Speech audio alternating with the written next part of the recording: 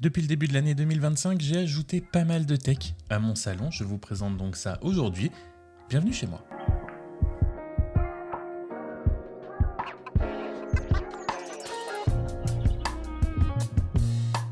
J'imagine qu'on passe tous beaucoup de temps dans notre salon chez nous, donc on a tous envie d'en faire un endroit cosy dans lequel on aime rester, et vous me connaissez, donc il a aussi fallu que j'apporte énormément de tech à l'intérieur de cette pièce, et je vais vous présenter aujourd'hui tous les objets que j'utilise absolument au quotidien, et on va commencer par la pièce centrale de ce salon. C'est ma nouvelle télé que j'ai eue il y a quelques mois seulement, qui est la Samsung The Frame. Ça reste un petit peu entre nous, mais j'ai pas trop eu le choix non plus niveau télé dans le salon, parce que c'était la seule télé dont me parlait régulièrement ma copine. Elle adore le mode art, elle adore la Samsung The Frame.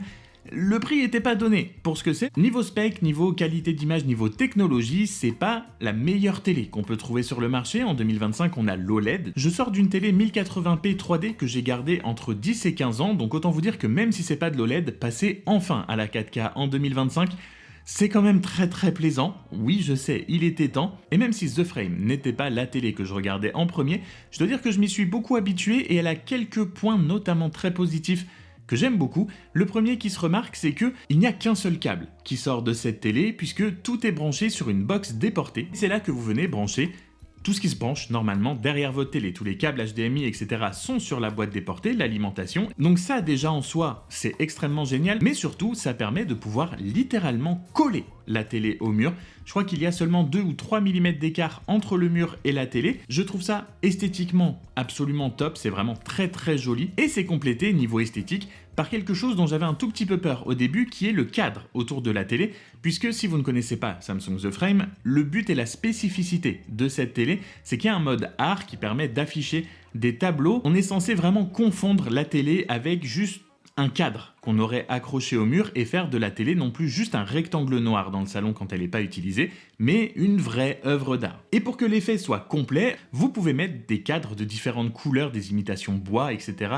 autour de la télé. J'avais peur que ce soit hyper distrayant quand on regarde un film, une série, n'importe quoi, ou quand je joue à la console, et honnêtement, pas du tout. Mais quand on met le mode art, ou même avec les fonds d'écran de l'Apple TV, dont on va reparler juste après, vraiment ça donne un effet esthétique, vraiment en plus. La qualité d'image en elle-même quand je regarde un film ou une série, pour moi est très bonne. Je vous l'ai dit en même temps, voilà, vu ce que j'avais avant, ça ne peut qu'être très bon. J'ai pas testé l'OLED, j'ai pas testé tout ça, mais ça me va. Il y a un dernier point que je voudrais aborder dans les points positifs de cette télé. Il y a une application native Xbox Game Pass. Étant abonné Ultimate, c'est génial de pouvoir juste coupler en Bluetooth une manette à la télé, lancer l'appli Game Pass et pouvoir jouer à tous les jeux disponibles en cloud. J'ai fait une vidéo spécifique sur justement le cloud gaming Xbox et je montre les résultats que je peux avoir avec la Frame en jouant via l'application native Game Pass, donc si ça vous intéresse, n'hésitez pas à aller voir. Vraiment, ça dépanne, c'est cool. Vous avez aussi une application Nvidia pour le cloud GeForce, vous avez Luna.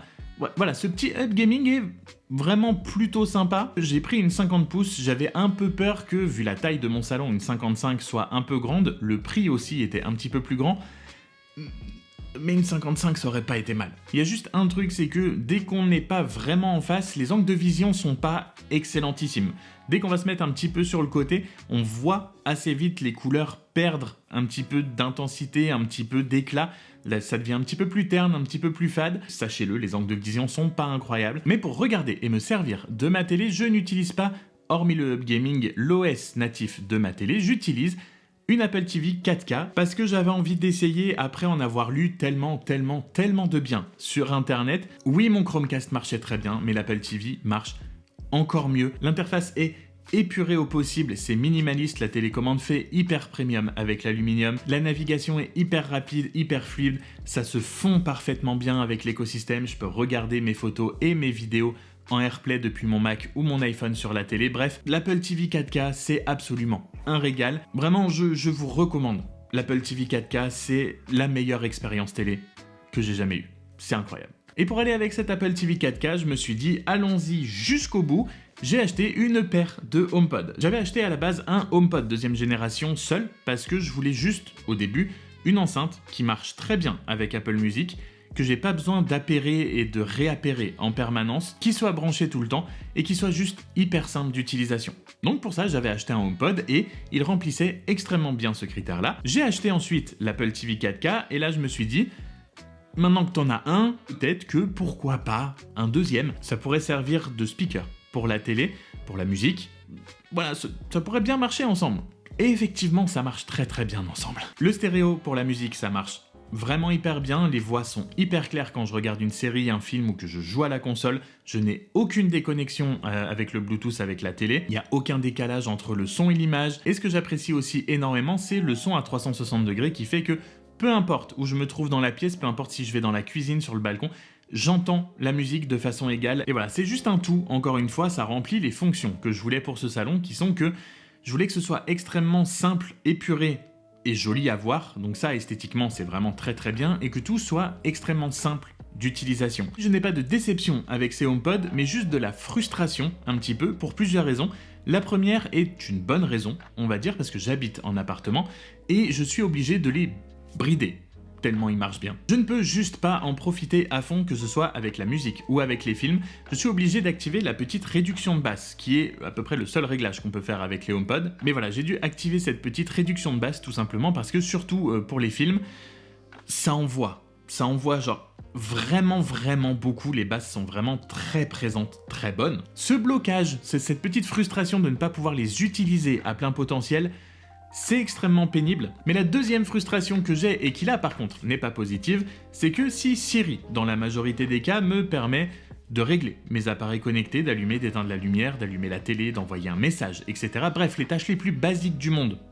Ça passe, c'est Siri, vous connaissez, mais ça reste Siri. Juste, il est vraiment complètement idiot. C'est-à-dire que vous allez lui demander de lire une musique en particulier avec un artiste ou le nom d'une chanson, et il va vous lancer complètement autre chose. Ou je vais lui demander de régler une lumière en particulier et il va tout m'éteindre ou tout m'allumer. C'est ma plus grosse frustration avec les HomePod, c'est Siri, mais on fait avec. Mais justement pour pallier un petit peu à ça et en complément des HomePod, j'ai un Nest Hub dans mon salon. Alors oui, ça peut paraître un petit peu étrange d'avoir un Nest Hub en complément des HomePod, mais c'est juste que je l'avais tout simplement avant d'avoir les HomePod, avant d'avoir l'Apple TV, etc. Et je trouve que c'est justement un bon complément grâce à l'écran. Et l'écran permet d'avoir une approche plus visuelle et plus agréable, plus pratique. Pour certaines choses, par exemple, je mets tous mes timers sur le Nest Hub parce que je peux voir à tout moment exactement combien de temps il reste. Je lui demande aussi la météo, très souvent, parce qu'il va me l'annoncer, mais il va aussi me la montrer. Donc je peux après interagir avec l'écran pour voir soit sur le long de la journée, soit sur le long de la semaine comment évolue la météo. Je peux lui demander de m'afficher des photos de certaines choses et il sert aussi tout simplement de cadre photo. J'ai des photos de voyage dans un album Google Photos et en permanence toute la journée il me fait défiler mes photos de voyage. Et on va passer au côté gaming maintenant avec la dernière arrivée qui est la Nintendo Switch 2. Je vous ai fait évidemment une review complète sur la Switch 2, donc n'hésitez pas à aller la voir si vous voulez vraiment toutes mes idées, toute mon opinion sur la Switch 2. Mais pour vous résumer globalement ici, j'en suis extrêmement content. Mais alors vraiment extrêmement content. Je la dock beaucoup moins souvent que la première génération, mais pouvoir faire un Zelda sur la télé ou un Mario Kart en soirée entre potes sur un grand écran sur la télé, c'est quand même vraiment hyper agréable. Maintenant en plus que on a une résolution beaucoup plus élevée et surtout des FPS, 60 FPS constants. Donc voilà, je vous laisse aller voir encore une fois la review sur la Switch 2 pour avoir plus d'infos, mais globalement c'est beau, c'est fluide, c'est beaucoup plus agréable de jouer sur sa télé qu'avec la première génération et j'attends juste un tout petit peu plus de jeux pour pouvoir en profiter encore plus,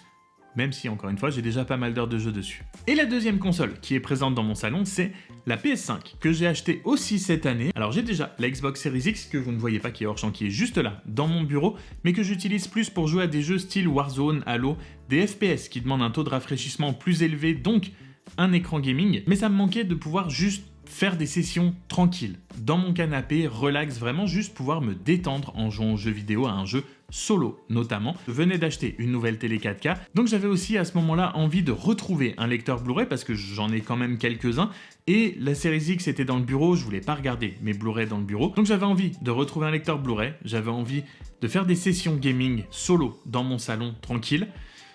Vous voyez ce que ça donne. La PS5 était un petit peu le combo idéal, en fait, pour pouvoir faire tout ça à la fois avec un seul appareil.